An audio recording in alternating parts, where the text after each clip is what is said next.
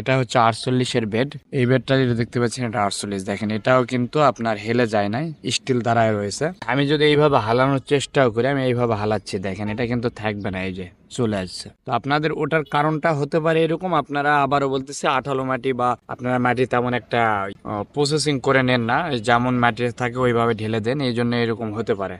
কিন্তু আমি আসলে এটা দেখছি, এটাতে কোনো প্রবলেম হয় না। এখন আসেন নিচে আপনারা ইট ব্যবহার করেন। যদি আপনাদের ছাদ ওয়াটার প্রুফিং করা থাকে, বর্তমানে যে ছাদগুলো ঢালাই হয় প্রত্যেকটা ছাদে ওয়াটার প্রুফিং কেমিক্যাল ব্যবহার করে কিন্তু ছাদ ঢালাই হয়, সেই ক্ষেত্রে আপনার কোনো ইট বা কোনো কিছু ব্যবহার করতে হবে না। আমি এখানে যতগুলো বেড করছি প্রত্যেকটাতেই কোনো ইট বা কোনো কিছু আমি নিচে দেই নাই। এখানে জাস্ট একটা ইট আছে, ইটটা কিন্তু আমরা মাটি ভাঙানোর জন্য নিয়ে আসছিলাম, ঠিক আছে। এটাও ইট দিয়ে যে আমি এটা কিন্তু 300 জিএসএম এর, এটা 300 জিএসএম এর বেড 48-এর, তারপরে এটা পড়ে নাই দেখতে পাচ্ছেন। আর এই পাশে যেটা দেখাইছি এটা কিন্তু